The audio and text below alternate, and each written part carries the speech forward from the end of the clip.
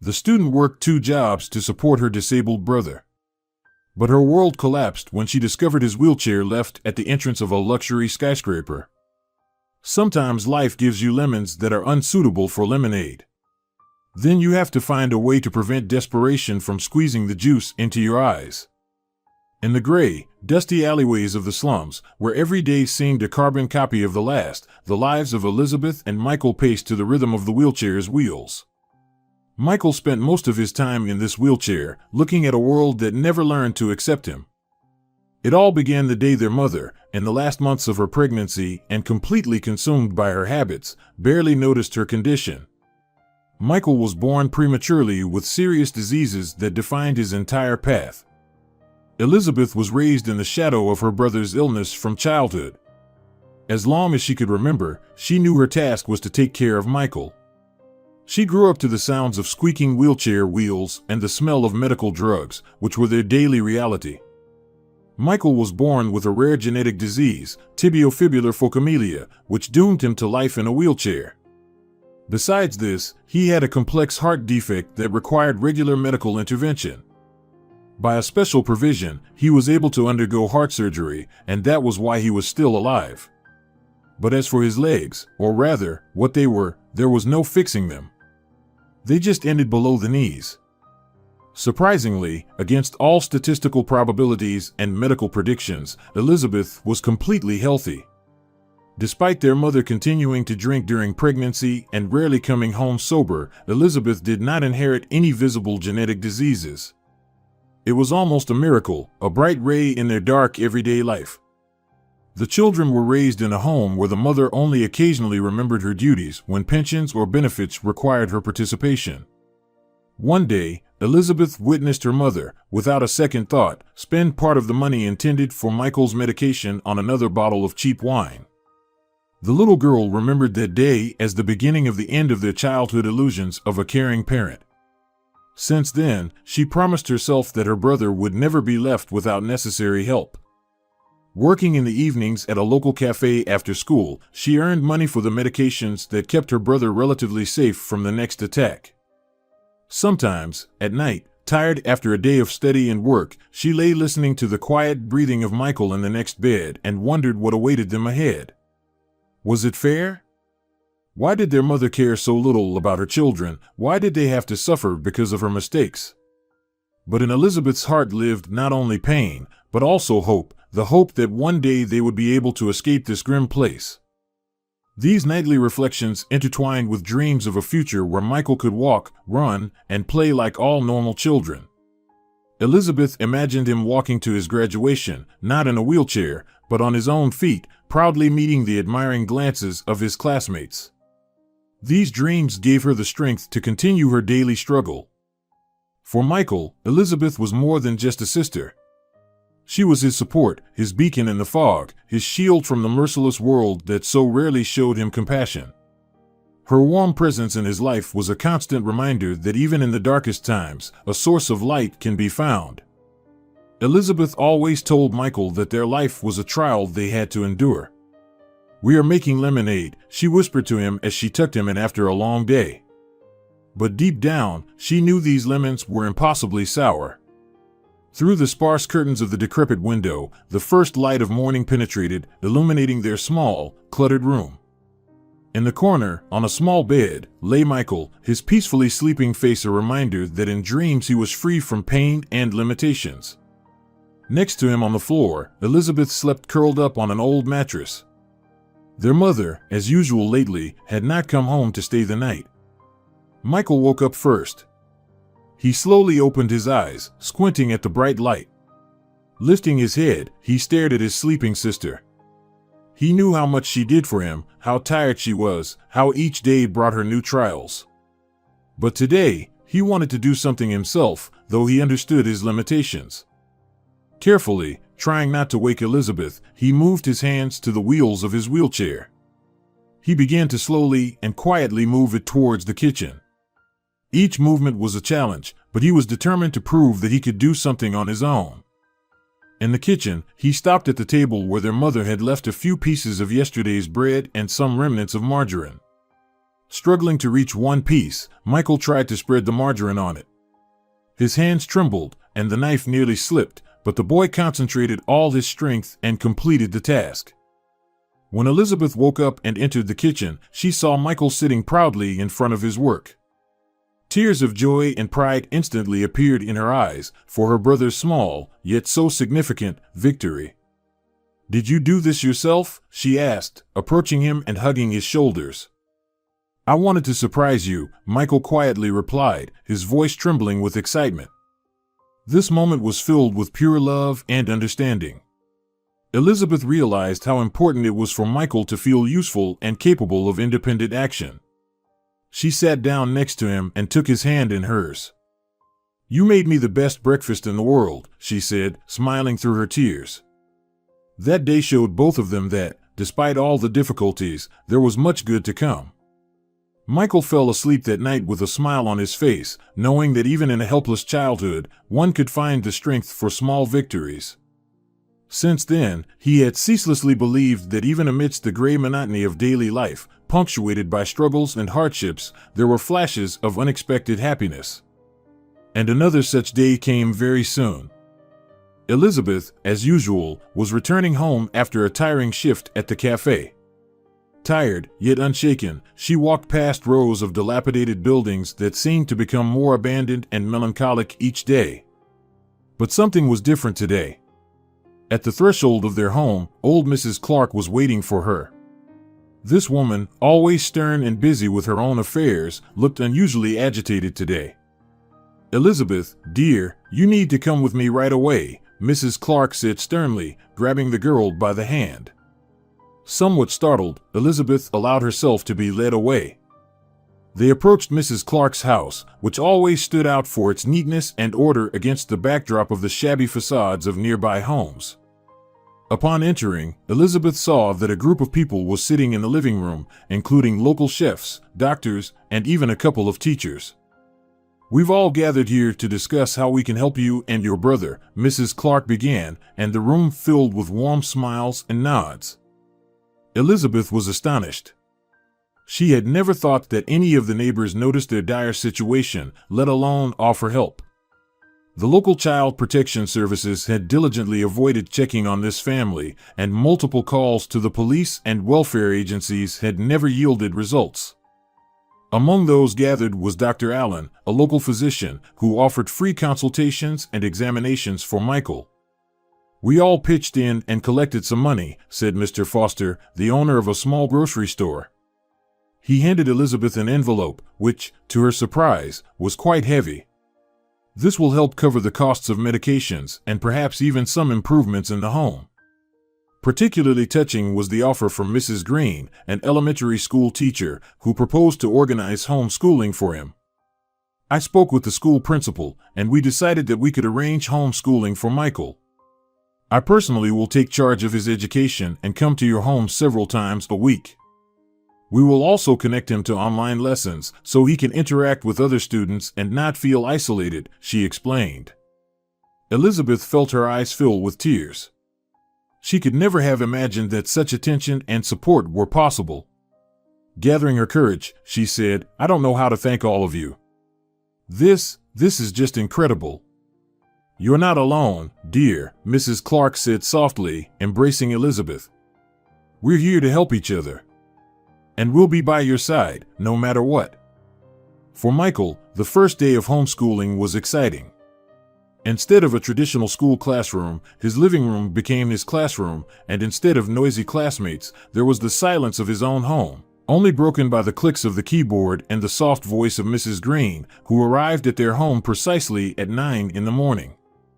Mrs. Green, an experienced elementary school teacher, was full of enthusiasm and belief in Michael's success. She had prepared everything necessary: textbooks, a tablet for accessing online resources, and various educational aids. "We'll start with some basic subjects," she explained, setting up the laptop in front of Michael. "Math, reading, and a bit of science basics. Are you ready?" Michael nodded, somewhat uncertainly. He was accustomed to new beginnings often being accompanied by difficulties, but this time something was different. Mrs. Green started the lesson with simple math problems, which gradually became more complex. To her surprise, Michael began solving them with unexpected ease. His ability to absorb information and apply it practically exceeded all her expectations. "Michael, you're doing wonderfully," Mrs. Green couldn't hide her admiration. "You learned very quickly." "That's fantastic." Michael smiled, feeling a surge of confidence. Each correct answer added to his strength and desire to learn more. With each passing minute, he became more immersed in the learning process, forgetting about his physical limitations. Elizabeth, who was watching the first lesson from the kitchen, felt pride for her brother. Her eyes filled with tears of joy as she saw him come alive, becoming more confident and happier by the minute. Months passed, and with each lesson, Michael increasingly revealed his abilities. When Mrs. Green moved on to scientific disciplines, it became clear that Michael was an incredibly gifted and clever child. His diligence and perseverance became his legs, helping him move towards a bright and hopeful future. Graduation day at school is always filled with excitement, but for Michael and Elizabeth, this day was special. Michael was finishing school with honors, surpassing many of his classmates in performance. His achievements were even more impressive considering all the obstacles he had overcome. Elizabeth helped Michael get ready, ensuring his clothes and wheelchair looked impeccable. She knew how important this day was for him and wanted him to feel confident. They arrived at the school, where graduates and their families had already gathered. The anticipation in the air mixed with whispers and glances towards Michael. When the time came for the diplomas to be handed out, Michael prepared to roll out to the stage. For a moment, silence fell in the hall, followed by murmurs. Some classmates and their parents shamefully averted their gazes, not understanding how a boy who had spent his life in a wheelchair could outperform them academically. This bewilderment caused them discomfort. They could not understand why they, healthy and without visible obstacles, had not achieved the same. As Michael approached the stage, he felt the gazes on him, sensing the unspoken question hanging in the air. Elizabeth, standing to the side, felt the tension too. She knew how hard he had worked to prove that his disability did not limit his intellectual abilities. When the school principal handed Michael his diploma, he made a special note: "Michael has shown us that success does not depend on physical abilities. His efforts and determination are an example for us all." The applause that followed was loud, but for Michael, it sounded ambiguous. Returning to his seat with his diploma in hand, Michael felt mixed emotions. On one hand, he was proud of his achievements. On the other, he acutely felt the divide between himself and the others. Elizabeth, approaching him, squeezed his hand tightly. "I'm so proud of you, Mike. It doesn't matter what they think or say. You did it, and that's what matters." The evening of the graduation slowly turned into a quiet night.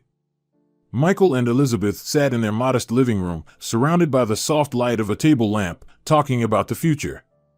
The air was thick with the sense of change, and each word spoken in the silence seemed more significant than usual.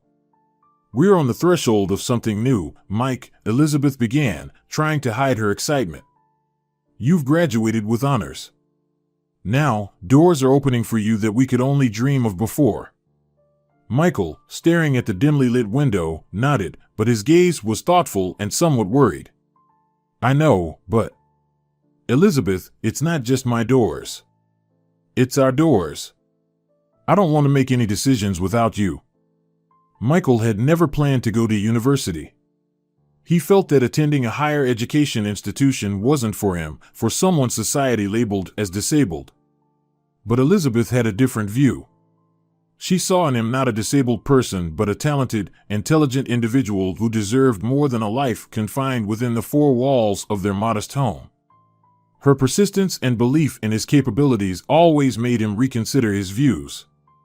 When Elizabeth finished school, she reached adulthood and immediately took steps to obtain official guardianship over Michael. It was a responsible move that allowed them to break free from the neglectful mother, whose presence had long become merely a formality. From the moment the guardianship was formalized, their lives gained new meaning and direction. Now, standing at the threshold of adult life, they decided together to build their future. Michael, we both know you're capable of more. Let's apply together. You've always wanted to do something that really matters. Information technology is our future, and yours too, Elizabeth persuaded him. Michael, feeling his sister's support and belief, could not disagree. Their eyes met, and he saw in hers not only love and care but also sincere faith in his abilities. That was all he needed to make a final decision. They chose the information technology department at one of the city universities. Both submitted their applications, and thanks to the university's provisions for inclusion, Michael was accepted as a disabled student with excellent grades, and Elizabeth as his guardian who matched her brother in knowledge. The air was filled with the tremor of anticipation and the light scent of autumn as Michael and Elizabeth headed to the university to finalize their enrollment. This university was known for its support program for students with special needs, and they both felt they were on the threshold of a new life, a life that would finally offer them a chance to realize their ambitions and dreams. They were amazed by the scale and beauty of the university campus. Historic buildings, modern laboratories, green lawns, and students rushing to lectures all created an atmosphere of vibrant and active life that Michael and Elizabeth were eager to join. They were particularly impressed by the adapted pathways and ramps that allowed Michael to move around easily. Their first stop was the admissions office, where a disability services staff member was already waiting for them. Elizabeth felt a bit tense, as a lot depended on this meeting. They discussed the accessibility of educational programs, the possibility of living in a dormitory equipped for Michael's needs, and the financial support the university could offer. The university employee was extremely friendly and professional, assuring them that the university did everything possible to ensure every student's success, regardless of physical capabilities. Here, you will not only be supported but also provided with everything necessary for comfort and success in your studies, she reassured them. After filling out all the forms and discussing all the details, Michael and Elizabeth left the admissions office building feeling a bit lighter. They walked past the library, where students sat with laptops, and the sports complex, where a basketball practice was taking place. Every piece of this place seemed infused with the spirit of aspiration and achievement. Having finished touring the campus, they paused for a moment, looking at each other with an unspoken question in their eyes. Elizabeth took Michael's hand. "Do you think we made the right choice?" she asked, her voice trembling with excitement. Michael smiled. "I think so. This place seems exactly what we need. A new beginning. A new chapter."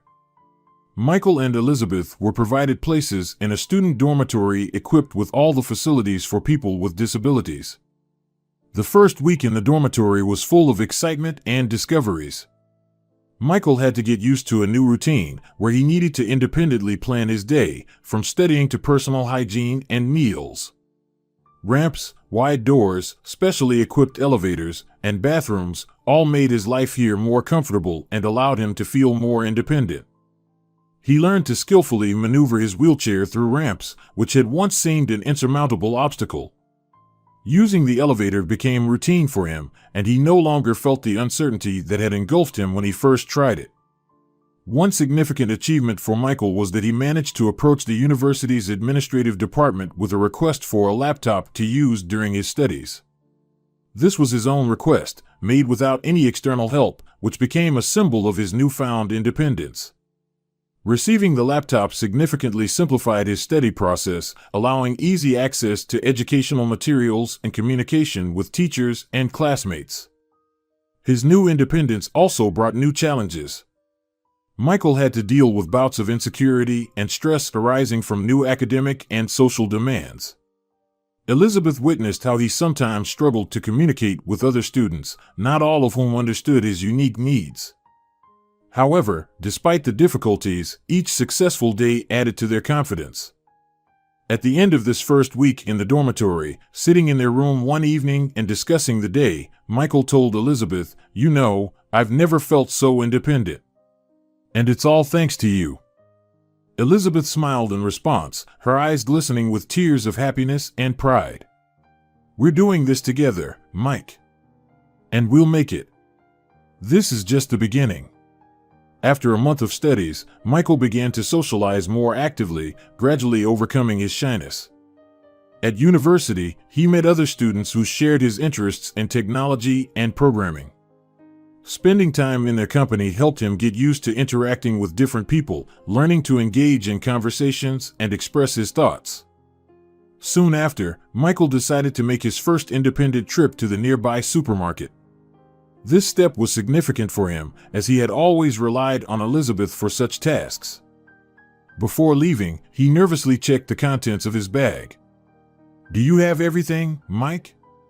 Elizabeth asked, approaching him with a cup of coffee. "I think so.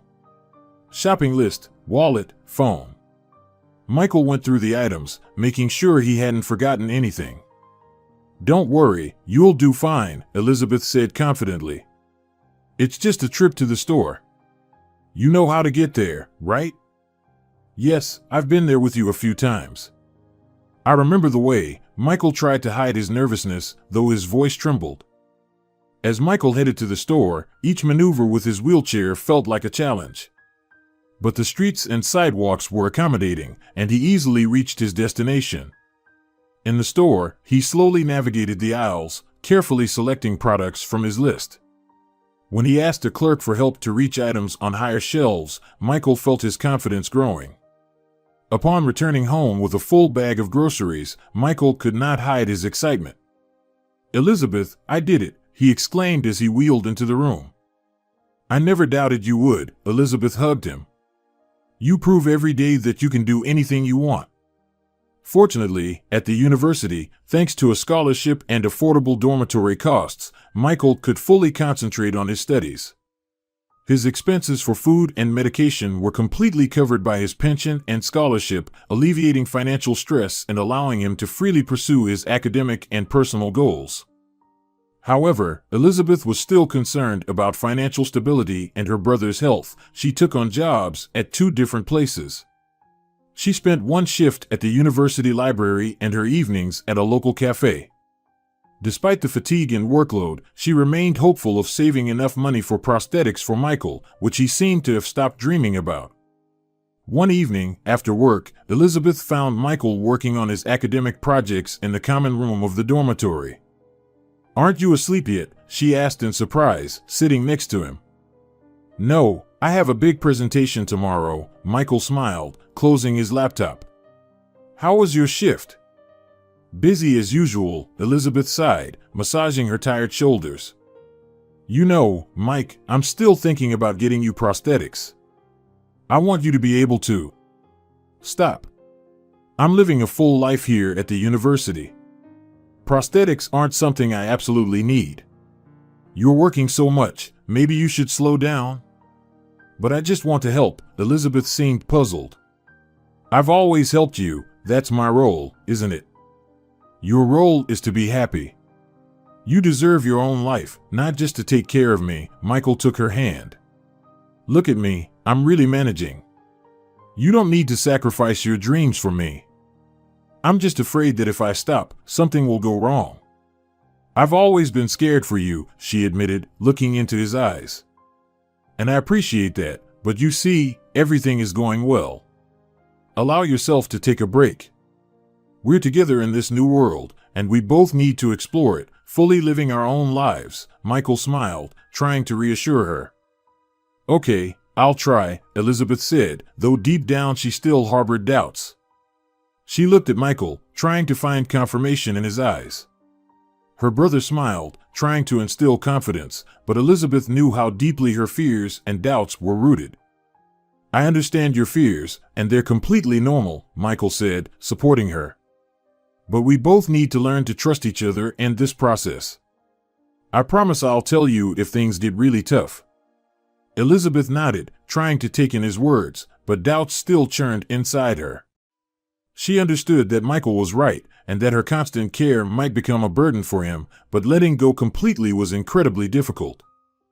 Elizabeth sat in the corner of the cafe, tired from long hours of studying and working. Fatigue was evident in her eyes, and her hands automatically clutched her coffee cup as if seeking comfort in it. Occasionally, she sighed and flipped through the pages of her textbook, unable to focus on the text. At that moment, Nicholas, her classmate, approached her table. Elizabeth often caught his glances during lectures, and each time her heart involuntarily skipped a beat. He smiled hesitantly and asked, "Hi, Elizabeth. Are you here alone? Maybe we could have coffee together sometime." Elizabeth momentarily lost her composure, her cheeks slightly reddening. She quickly gathered herself and responded, "Hi, Nicholas. Thanks, but I think I need to focus on my studies." Nicholas nodded, trying to hide his disappointment. "I understand. Maybe another time then?" "Yes, maybe," Elizabeth said, already diving back into her books. Nicholas slowly walked away, and Elizabeth sighed, feeling her mood dip further. She knew she liked Nicholas, but the thought of making time for a personal life seemed impossible. At that moment, Michael rolled up to her table in his wheelchair. Seeing him, Elizabeth forced a smile, trying to hide her subdued mood. "Hey, I met some guys on campus today. They're really cool." Michael started enthusiastically. "New friends? You don't even know who they really are," she abruptly interrupted her brother. "You need to be more careful, Mike. The world isn't as safe as you think." Michael looked at his sister, stunned. "Why do you always assume the worst? They're really great guys." "Great? You're too trusting, Mike," she scoffed tiredly. Elizabeth sighed, realizing she didn't have the energy to continue this conversation. She touched her brother's hand. "I'm sorry. I guess I worry more than I should. I just want everything to be okay for you." Michael smiled, accepting her apology. "Thanks, sis. And don't worry, I've got everything under control." Elizabeth nodded and, standing up, slowly walked towards the exit of the cafeteria. All the pressure and responsibility she had carried for years suddenly became unbearable. Her irritation about caring for Michael mixed with Nicholas's unexpected offer to have coffee together. It seemed like such a tempting diversion from her daily life, yet it also reminded her that she was denying her own happiness for her brother's sake. But did he really need her to make that sacrifice now? The warm evening was filled with the usual sounds of the college town as Michael returned to the dormitory, full of impressions from the day. Elizabeth was already waiting for him, eager to hear about his classes, but Michael started with other news. "You know, I recently told you about meeting some guys from the course, and today they invited me to a party this Saturday," Michael announced joyfully, his eyes shining with excitement. Elizabeth immediately tensed up. Her brother had always been naive in his social expectations, and she felt that every new acquaintance harbored a potential threat. "Mike, are you sure that's a good idea?" she asked cautiously. "You know, people can be cruel, especially in those situations." Michael smiled, trying to alleviate her concerns. "They're actually really cool, and I feel like I can make friends with them. They're good guys. But why would they want to hang out with someone like—" She hesitated, not wanting to sound harsh. "Someone in a wheelchair? What's the point, Mike?" "Sis, not everyone is like you think. I really like them, and I want to spend time with them," Michael said firmly. "They definitely want to make fun of him," Elizabeth thought gloomily, imagining the worst scenarios in her head. She looked at her brother, overwhelmed with mixed feelings, fear for his well-being and a desire to support his quest for independence. "Mike, you need to be careful. Not everyone is as kind as they seem at first glance," her voice conveyed mistrust. "Elizabeth, I'm an adult now, and I need to learn to live my own life. Can't you just support me in that?" Michael insisted, his tone showing his determination. "But that's irresponsible." Elizabeth suddenly flared up, unable to contain her indignation. "You think you're ready for this, but I know what the consequences could be. You're not seeing the whole picture. You can't always control me." Michael exclaimed, "I need to make my own choices. I need to grow and learn." "Grow and learn? By risking your health?" Elizabeth was clearly upset. "These people aren't your friends, Mike. They're just looking for a way to have fun at your expense. It's none of your business. Michael's voice trembled with anger. I'm tired of your constant supervision. I need to breathe, Elizabeth. So this is how you talk to me after everything I've done for you? Elizabeth was stunned by his words. Tears filled her eyes. I was trying to protect you because I love you, Mike. But if you think you can manage without me, then please. Maybe I can. Michael blurted out hastily, not fully realizing the weight of his words. A heavy silence hung in the room. Elizabeth stared at her brother in disbelief, shocked that the conversation had taken such a turn. All right, Mike. If you think you know better what you need, I won't interfere, she said quietly, drained by the tension and bitterness. With those words, Elizabeth left the room, leaving Michael alone with his thoughts and newfound, yet bitter, freedom. After the argument with Michael, Elizabeth was left alone with her thoughts and growing anxiety. She understood that her fears might be excessive, but she couldn't shake the feeling that her brother could be in danger. Deciding to act, Elizabeth began to look for the address of the party Michael was invited to. The process proved difficult.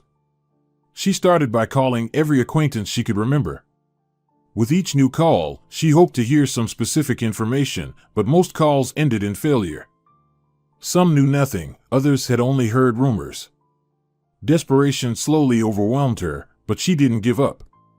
Finally, after dozens of calls, one of the students she wasn't close with casually mentioned hearing about a party in a skyscraper downtown. Elizabeth quickly noted down the address and immediately headed there. As she approached the place, she felt fear grip her heart. The luxurious skyscraper stood before her like a monument to excess and prosperity. Lit by bright lights, it seemed both exceptional and unreachable. Elizabeth paused for a moment, gathering her thoughts. Apparently, my little brother was invited to a party by typical rich kids who can't live peacefully without picking on someone weaker and defenseless, a grim thought flashed through her mind. This idea made her feel even more helpless and alone. Forcing herself to move forward, Elizabeth approached the indicated entrance and her legs nearly gave way. Near a bench, there sat an empty wheelchair. Her brother's wheelchair. Without hesitation, Elizabeth rushed to it. The thought that this could be a sign of something terrible immediately sprang to mind. She began to scan the surroundings, casting quick glances in every direction, trying to catch any sign of her brother. But it was all in vain. Suddenly, male voices sounded from behind the nearby bushes. Leaving the wheelchair where it was, Elizabeth ran towards the sounds, her heart pounding wildly. She rounded the lush bushes and suddenly froze, stunned by what she saw.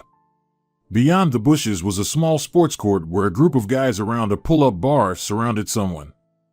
Elizabeth couldn't believe her eyes. She stood unable to move, completely absorbed in shock at the sight. Among the group of young men, she recognized the silhouette of her brother Michael, who was hanging on the pull-up bar. All eyes were on him as Michael performed pull-ups. Encouraged by the count and supportive shouts of the surrounding guys, his face lit up with a pleased smile. Elizabeth couldn't believe her eyes.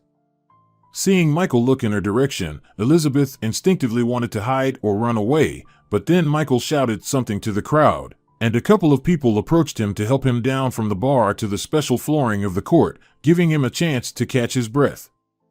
Elizabeth's shock quickly turned to surprise and pride for her brother. She slowly emerged from behind the bushes and approached Michael, who smiled as he met her gaze. Coming closer, Elizabeth struggled to find words to express her feelings. Mike, I don't even know what to say, she managed, feeling her eyes about to fill with tears. I was so scared for you, I thought Hey, don't worry, Michael smiled. Guys, let me introduce you to my sister, Elizabeth.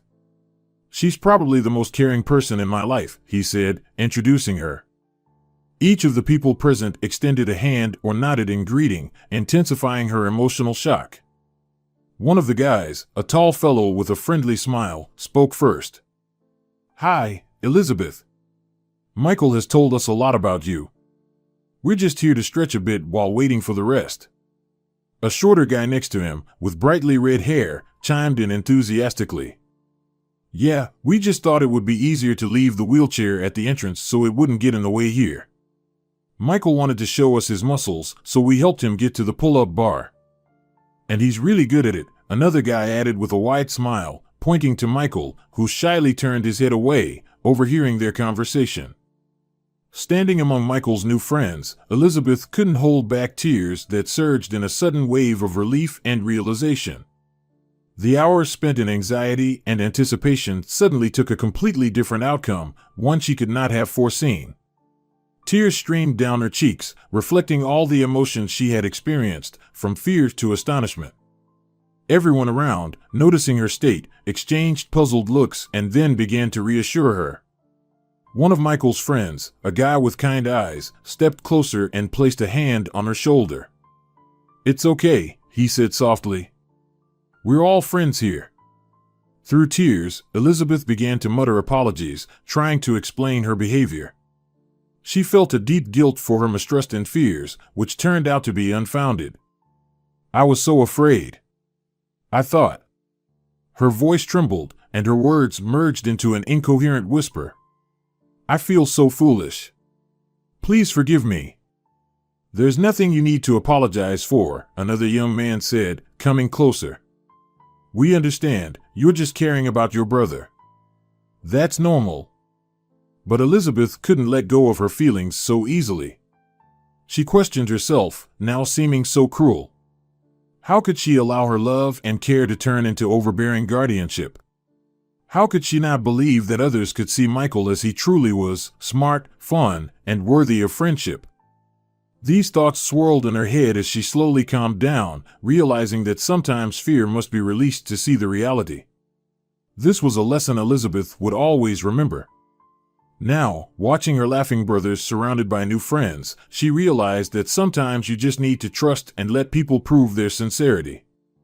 Michael's friend skillfully and carefully helped him back into his wheelchair. Elizabeth, watching this process, marveled at how naturally it all happened.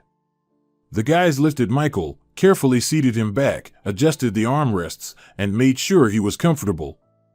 All this was done with such ease and naturalness as if it had always been this way. Michael laughed and joked with friends, and Elizabeth could not deny that he looked like a very happy and confident person. He looked like he truly belonged in that group. Michael had become a full member of this society, a society that recognized him for who he is, with his individuality and unique traits.